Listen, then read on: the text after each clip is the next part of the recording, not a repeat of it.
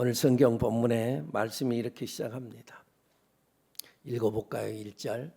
하나님이여 사슴이 시냇물을 찾기에 갈급함같이 내 영혼이 주를 찾기에 갈급하나이다. 아멘.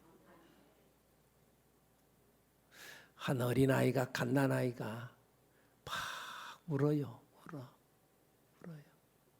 그래가지고는요, 아무리 이야기를 하고 달래고 해도 울음이 그치지를 않아요. 장난감을 가지고 와서 딸랑딸랑 그래도 울음이 그치지 않아요. 뭐 먹을 것을 갖고 와서 먹을 것, 이거 먹을래 저거 먹을래, 울음이 그치지 않아요. 그래서는요, 자기 주머니에서 5만 원짜리 하나를 끄집어내 가지고 자 5만 원. 신사임당이다. 신사임당. 이거 안 하면은 우리 집에 누구든지 내가 다 달랠 수 있다. 막 했다. 그래도 울음이 그치지 않아요. 그 아이를 더 안 되겠으니까 어떤 여자에게 데려다 줬어요. 그때 울음이 뚝 그쳤어요. 누구예요? 엄마예요. 엄마. 돈으로도 안 되고 장난감으로도 안 되고 얼고 달래고 아무리 해도 안 되지만 엄마면 해결됐어요. 어린아이에게 있어서 진짜 중요한 것은 다른 게 아니잖아요. 엄마가 중요하잖아요. 엄마가 중요하지. 돈만 있으면 된다고요? 아니에요. 여러분, 우리의 인생도요 마찬가지예요. 여러분, 돈으로 된다고요? 아니라니까. 돈으로 되는 게 아니에요. 인생 사람이 살아가는데 돈으로 산다고요? 돈으로 사는 게 아니에요. 은혜로 사는 거예요. 주님으로 사는 줄로 믿습니다. 주님으로 살고 예수로 살고. 할렐루야. 오늘 성경 본문의 말씀은 그 말씀을 지금 현재 하고 있는 거예요. 내 영혼이 사슴이 시냇물을 찾는 것과 같이 내 영혼이 주를 찾기에 갈급하나이다. 여러분, 어린아이는 엄마 품에 안길 때 행복하다. 좀 전에 그랬잖아요. 엄마 품에 안길 때 울음이 그쳤어요. 청춘 남녀는 서로 연인들끼리 서로 만날 때 그렇게 좋아요. 엄마 없으면 못 살겠다고 그랬던 놈이 어느 날 자라나면은요, 엄마가 어디가 있어 지쳐올 때가 또 가버리는 거지. 청춘 남녀는 연인을 만나면은 거의 그래 행복하는 거예요. 여러분, 우리의 인생은요, 하나님을 만날 때 진정한 행복이 거기에 있는 줄로 믿습니다. 하나님을 만날 때 인생의 행복은 다른 데 있는 것이 아니에요. 하나님께 있는 줄로 믿습니다.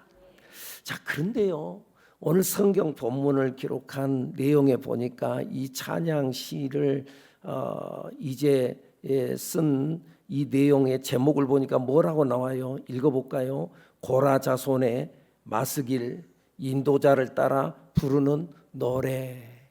성경을 봐요. 성경을 보고 말하자니까. 자, 다시 시작. 고라 자손의 마스길 인도자를 따라 부르는 노래. 그랬어요. 고라 자손의 마스길이라는 말은 고라 자손의 교훈이라는 거예요. 교훈. 그런데 고라는 어떤 사람이었나? 고라는 출애굽 시절에 하나님의 뜻을 반역했던 사람이에요. 그 내용이 민수기서 16장에 나타나는데, 모세를 반역하다가 그와 함께 동조한 250명과 함께 땅이 갈라져서 죽었던 사람이에요. 그러니까 맨 먼저 이 고라가 반역을 일으켜요. 그리고 거기에 동조한 사람이 있었어요. 그 사람이 250명이 동조를, 사람들을 선동하니까 일어났어요. 그런데요, 참 감사하게도요, 그 고라 자손은 하나님에 반역을 했는데 고라 자손의 마스길, 고라 자손의 후손들이 시를 썼는데 오늘 이런 시를 쓴 거예요. 하나님이여 사슴이 시냇물을 찾기에 갈급함 같이 내 영혼이 주를 찾기에 갈급하나이다. 그의 후손은 고라는 죽었지만 그의 후손은 이 사건이 민수기서 16장에 나타나는데 민수기서 26장에 보면은 26장 11절에 보면 이렇게 말씀이 나와요. 고라의 아들들은 죽지 아니하였더라. 고라가 죽었을 때, 아버지가 죽었을 때 고라의 아들들은 죽지 아니하였더라. 무슨 말씀이냐 하면은요, 아버지를 따라가지 않았다는 거예요. 아버지를 따라서 같이 반영하지 않았다는 거예요. 이들은 하나님의 말씀을 붙들었다는 거예요. 여러분, 팔자가 사나운가요? 팔자 고치면 되는 거예요. 고치면 되는 거예요. 고치면 되는 거예요. 고치면 되는 거예요. 우리는 운명대로 사는 사람이 아니라 운명을 개척하면서 사는 사람들인 줄로 믿습니다. 그래서 이들은 아버지는 하나님께 주신 바의 사명을 그는 외면하고 떠나갔지만은 그러나 이 아들들은 하나님께서 주신 바의 사명을 겸손히 받들어서 감당하는 거예요. 이 고라에게 주어진 하나님의 사명은 뭐냐면은 성전 찬양대로 쓰임 받았고 성전 기물들을 관리하는 직무를 맡았어요. 그런데 이들은 모세처럼 나도 지도자가 되고 싶다. 아론처럼 나도 제사장이 되고 싶다. 그런 마음을 가졌어요. 근데 그것은 하나님의 뜻이 아니었어요. 그런데 후손들은 자기들의 그 직무를 알고 그 직무로 돌아왔어요. 여러분, 돌아서면은 하나님이 다시 일하십니다. 돌아서면은 하나님께서 그를 다시 붙들고 일하신다. 탕자가 아버지 집을 떠났어요. 아버지의 재산을 다 탕진해 버렸어요. 나중에 먹을 것이 없으니까 다시 아버지 집으로 돌아왔어요. 그때 아버지는 그 자기의 모든 것들을 재산을 갖다 다 탕진해 버린 그 아들이 돌아왔을 때, 야, 너 돈 얼마 가지고 나갔냐? 너 그 돈 다 어떻게 했냐? 한마디도 묻지 않아요. 그리고 그냥 잔치를 베풀고 그를 환영해요. 아무것도 묻지 않아요. 돌아오면은 사는 거예요. 할렐루야. 물론 그 가운데는 형처럼 돌아오는 것을 기뻐하지 않는 사람도 있었어요. 저 창기와 함께 아버지의 재산을 다 먹어버린 저놈을 아버지 그렇게 환영하는 겁니까? 아버지가 나한테 나 먹으라고, 내가 아버지를 지금까지 봉양해 왔는데 나한테 뭐 먹으라고 우리 친구들 불러다가 잔치 한번 해본 적이 있습니까? 그러면서 자기 동생을 비난했습니다만은 아버지는 그러지 않았어요. 이런 자기에 대해서 좋은 평을 주지 않는 사람도 있지만은 그러나 그런 거 눈치 보지 아니하고 아버지 집으로 돌아왔어요. 사랑하는 여러분, 오늘 우리들도 신앙생활 하는데 사람들이 어떻게 생각하는가 사람 눈치 보지 말고 하나님께로 나와야 됩니다. 사람의 마음을 얻으려고 하지 말고 사람의 마음을 얻으려고 자기 신앙을 팔아먹지 말고 믿음을 지키는 우리들이 돼야 될 줄로 믿습니다. 사도행전 25장에 보면은요, 바울이 누명을 쓰고 재판석상에 섰어요. 그때 재판관은 베스도 총독이었어요. 로마의 총독 베스도. 그가 재판관이기 때문에 자기 앞에 선 그 재판받을 그 피고가 죄인인지 죄인이 아닌지 그것만 판가름하면 됐어요. 그런데 그는 그의 마음속에 사심이 들어갔어요. 그래서 사도행전 25장 9절에 보면은 베스도가 유대인의 마음을 얻고자 하여, 유대인의 마음을, 사람들의 마음을 얻고자 하여 죄가 있냐 없냐 그것만 판단하면 되는데 내가 이렇게 판결하면 저 사람들이 어떻게 말할까? 내가 저렇게 판결하면 또 이쪽 사람들이 뭐라 그럴 건데. 그래서 사람들의 마음을 얻고자 하는데 거기에 관심이 있었어요. 군중들의 마음을 얻고자 했어요. 구부러진 생각을 가졌다 그 말이에요. 사랑하는 여러분, 우리는요 하나님 앞에서 공적인 마음을 가져야 합니다. 어떤 마음이요? 공적인 마음.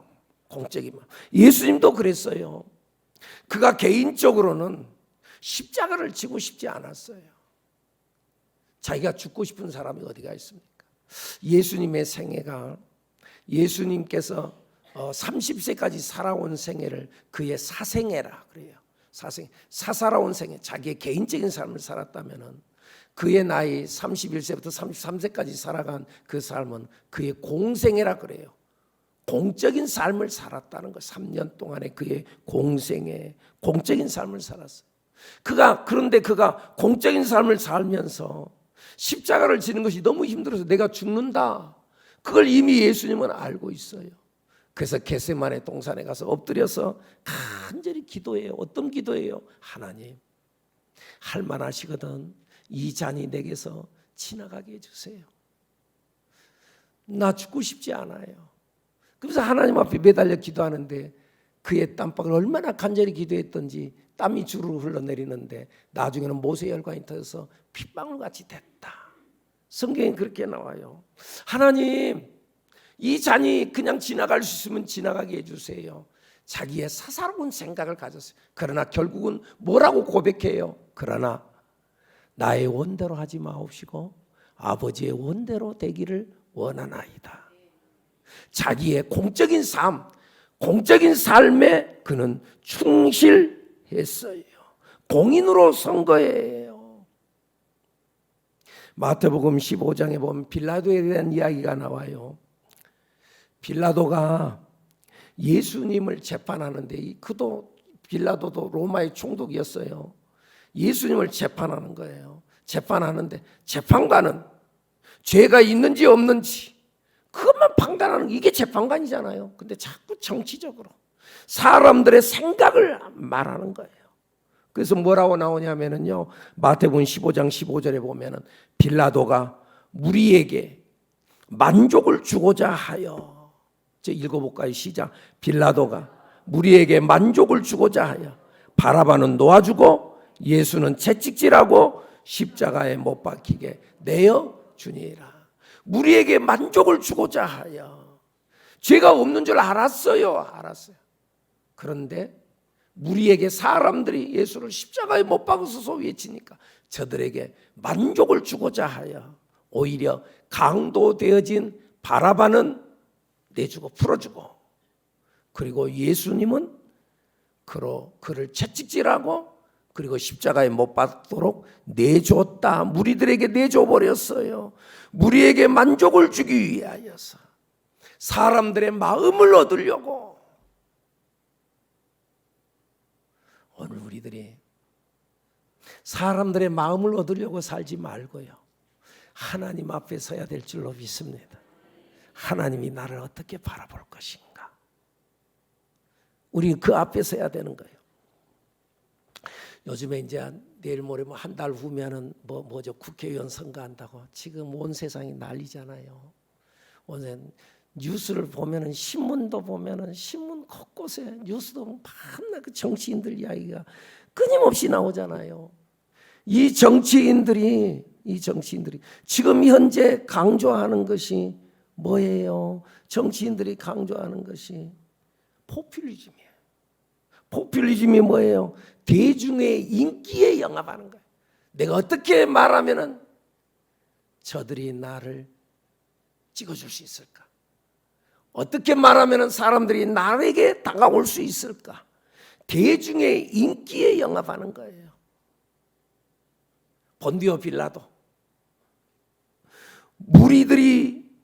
무리에게 만족을 주고자 하여서 바라바는 놓아주고 예수는 채찍질하고 십자가에 못 박히게 내어줬던 그 사건으로 인하여서 2000년이 지난 오늘날 이 시대 동안도 모든 그리스도인들에게 사도신경을 암송할 때마다 뭐라고 그러죠? 본디오 빌라도에게 고난을 받으사 십자가에 못 박혀 죽으시고, 사실은 빌라도는 예수님을 살려주려고 했어요. 근데 결국은 무리들 앞에, 군중들 앞에 무릎을 꿇고 말아요. 그래서 진리를 진리라고 선언하지 못해요. 옳은 것을 옳은 것이라고 말하지 못하고 무릎 꿇어버리고 진리를 내줘버리고 그리고 거짓이 맞다고 주장해버렸던 사람이에요. 직무를 감당하지 못한 것이 이렇게 무서운 죄예요. 자기 직무, 재판관의 직무, 그가 한번 딱 실수하니까 그가 죽고 난 이후 2000년이 지난 오늘 이 시대까지 본디오 빌라도 예수님을 죽였던 자로 선언되어졌다 그 말이에요. 오늘 우리는 공인으로 서야 합니다. 뭘로 서야 된다고요? 공인으로 서야 돼. 우리는 그리스도인이라는 공인이요. 우리 사사롭게 살지 않아야 돼요. 우리 그리스도인으로 살아야 될 줄로 믿습니다. 그리스도인, 공인으로 사는 우리들. 요즘에 의료개혁이 이슈잖아요. 서로의 입장이 있을 거예요. 무엇이 옳고 무엇이 그르다고 단정 지을 수는 없어요. 다 입장이 있으니까. 그러나 여기서 중요한 것, 의사는 공적인 마음을 가져야 돼요. 사사로운 마음을 가진다면 그는 의사가 아니에요. 사사로운 마음, 사람들의 병을 고치고 사람들의 생명을 살리는 공적인 마음을 가져야지. 내가 저 사람을 고침으로 인해서 나에게 얼마나 유익이 있을까, 얼마나 이익이 있을까, 이것을 생각한다면 그는 진정한 의사가 될 수 없어요. 제가 어느 의사에게 들었던 이야기인데, 맹장 수술을 하는데요, 맹장을 고치는데 수술을 해가지고 맹장을 떼내면서 고칠 수도 있지만은 약물로 치료할 수도 있대요. 약물로도 치료가 된다는 거예요. 그리고 또 수술을 한다고 해서 꼭 나쁜 것만도 아니에요. 이때 의사는 고민하는 거예요. 내가 병을 고치려고 수술하는지 돈을 벌려고 수술하는지. 일단 병원에 가면 수술부터 막 하자는 사람들이 있어요. 내가 병을 진짜 고치려고 그러는지 돈을 벌려고 그러는지. 남의 배를 가르는 것이, 남의 목을 이렇게 갖다 째는 것이, 그것이 내가 진짜 병을 고치려고 그러는가, 아니면은 내가 이 일을 함으로 인해서 얼마를 벌 수 있는가. 만약에 이런 쪽으로 생각이 든다면 그 사람은 진정한 의사가 될 수 없다 그 말이에요. 우리는 공인으로 서야 돼요. 그리고 순수함으로 서야 돼요. 그런데 이것을 함으로써 내게 돌아오는 이득이 무엇인가, 그걸 생각한다면 이미 진리는 무너지고 사랑도 무너지고 의도 무너진다는 거예요. 사사로운 마음을 내려놓고 우리는 공인으로 서야 될 줄로 믿습니다. 아까 의사 이야기를 했는데 여러분, 사업하는 사람도 마찬가지예요. 사업을 하는데 내가 이 일을 함으로 내가 어떤 이익이 오는가, 이것만을 생각한다면 그는 사사로운 삶을 사는 사람이에요. 내가 이 일을 함으로 인해서 내가 저 사람에게 어떤 유익을 주고 이 사회에 어떤 영향을 미칠 것인가를 생각하는 공적인 삶을 사는 우리들이 되어야 될 줄로 믿습니다. 그런데요, 오늘 본문 말씀을 기록한 이 고라, 처음에는 사사로운 마음으로 모세와 아론을 반격했어요. 하나님이 너희와만 함께하냐? 너희만 거룩하냐? 우리도 거룩하다. 고라도 레위의 후손 중에 한 후손이었어요. 레위의 후손들은, 레위 지파는 주님의 성전에서 주님의 성전을 관리하고 보살피며 살도록 했어요. 그 중에 아론의 후손은 제사장의 직분을, 그리고 고라의 후손들은 그 성전을 관리하고 또 찬양하고, 그리고 또 성전 기물 같은 것을 잘 관리하는 그 직임이 그들에게 주어졌어요. 봐보세요. 레위에게 세 아들이 있었어요. 게르손과 고한과 무라리였어요. 그리고 고핫의 자손으로 아므람, 이스할, 헤브론, 우시엘이 나왔어요. 그리고 아므람이 낳은 자녀가 미리암, 아론, 모세였어요. 그래서 아론은 제사장 지파로서 나가고 모세는 지도자로 섰어요. 그리고 고핫의 후손이지만은 이스라엘의 아들로 고라가 태어나요. 사총단이에요. 그리고 촌수가 같아요. 그러니까 어느 쪽이 더 형이고 어느 쪽이 그건 내용은 없습니다만은 고라의 입장에서는 나도 제사장 할 수 있어. 왜 너만 거룩하다 그래? 나도 할 수 있어. 자기도 제사장이 되고 싶은 마음이 있었어요. 그래서 반역을 하는 거예요. 회중이 각각 다 거룩하고 여호와께서도 그들 중에 계시거늘 너희가 어찌하여 여호와의 총회 위에 스스로 높이냐? 우리도 할 수 있다. 그리고 여기에 동조했던 250명이 땅이 갈라지면 다 죽었어요. 그런데 그의 아들들과 그의 후손들은 다시 제자리로 돌아온 거예요. 할렐루야. 이제 다시 돌아와도 되는데. 예. 여러분, 교회에서 말하는 죄와 윤리적으로 말하는 죄는 서로가 달라요. 윤리적으로 옳다 그르다, 좋은 일 했다 나쁜 일 했다, 교회에서는 그걸 말하지 않아요. 교회에서 말하는, 성경에서 말하는 죄는 원래 이 죄라는 용어의 원어적인 의미를 보면 히브리어로는 하타라고 그러고 헬라어로는 하마르타라고 그래요. 하마르티아.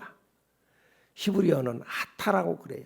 그런데 이 하마르티아라고 하는 이 단어는 어떤 뜻이냐면은 관역에서 벗어났다는 뜻이에요. 관역에서 벗어났어요.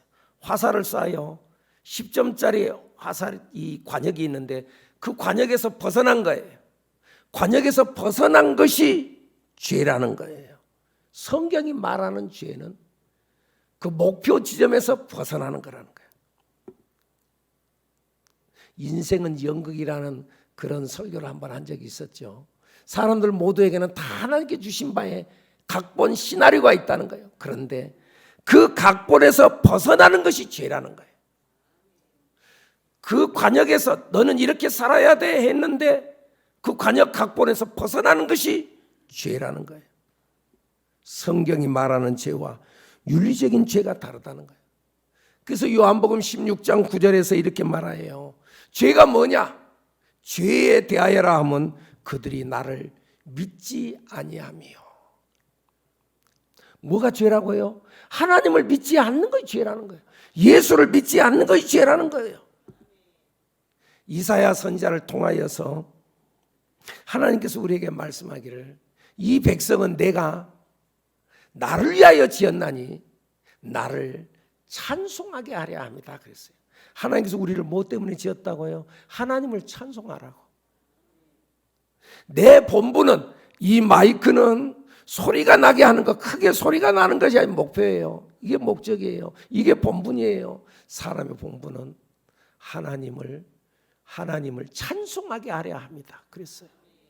근데 찬송 안 해요? 그것이 죄라는 거예요. 전도서 12장 13절에도 그래요. 일의 결국을 다 들었으니 하나님을 경외하고 그 명령을 지킬지어다. 이것이 사람의 본분이니라. 그러니까 사람의 본분이 뭐라고요? 하나님을 경외하는 거라는 거예요. 하나님을 경외하도록 하기 위해서 저 사람을 하나님께 이 땅에 우리를 보내셨는데 하나님을 경외하지 않냐고 자기 멋대로 살고 자기 영광만 위해서 사는 것, 그것이 죄라는 거예요. 그런데 이 고라 일당, 이 성전에서 봉사 찬양하며 성전 기물을 옮기는 그 직분, 그 각본, 그것을, 그 직무를 소홀히 여겼어요. 그리고 남의 직무를 탐했어요. 남의 직무. 나도 제사장 될 수 있는데. 근데 그것은 하나님의 각본이 아니었어요. 하나님께서 자기에게 주신 각본에서 벗어났어요. 그것이 죄였다, 그 말이에요. 그런데 고라의 후손들, 오늘 본문에 나타나진 고라의 후손들, 고라 자손의 마스기를 이들은 교훈을 써가지고 제자리로 돌아왔어요. 하나님을 찬양하는 일을 소중히 여겼어요. 그리고 후손들에게 교훈을 남겼어요. 그 교훈, 그게 마스길이라는 거예요. 교훈을 남겼어요. 그래서 뭐라 그래요? 사슴이 신의 물을 찾기에 갈급함 같이 내 영혼이 주를 찾기에 갈급하나이다. 주님을 찾습니다. 우리에게 있어의 진정한 행복은 어린아이는 엄마 품에 안길 때, 청춘 남녀 연인이 서로 만났을 때, 사람은 하나님을 찾았을 때 진정한 행복의 주인공이 되는데, 에레미야 선지자를 통해서도 그러잖아요. 너희가 온 마음으로 나를 구하면 나를 찾을 것이요 나를 만나리라. 나를 만날 때 너희가 진짜 행복한 거야. 여러분, 하나님만이 우리의 생명인 줄로 믿습니다. 하나님만이 힘인 줄로 믿습니다. 하나님만이 소망인 줄로 믿습니다. 그래서 오늘 본문에 그러잖아요. 5절 다 같이 읽습니다. 시작. 내 영혼아, 내가 어찌하여 낙심하며 어찌하여 내 속에서 불안해하는가? 너는 하나님께 소망을 두라. 그가 나타나 도우심으로 말미암아 내가 여전히 찬송하리로다. 내 영혼아, 어찌하여 내 속에서 너는 불안해하냐? 너는 하나님께 소망을 두라. 여러분, 하나님이 소망이요, 하나님이 힘이요, 하나님이 행복인 줄로 믿습니다. 여러분, 어제 저희 교회 리더들, 셀 리더들 리더대회라 그래가지고 어제 이 30명이 서울 양화진 외국인 선교사 묘원을 방문하고, 그리고 난 이후에 오후에는 청와대를 방문했어요. 두 곳을 방문했어요. 외국인 선교사 묘원.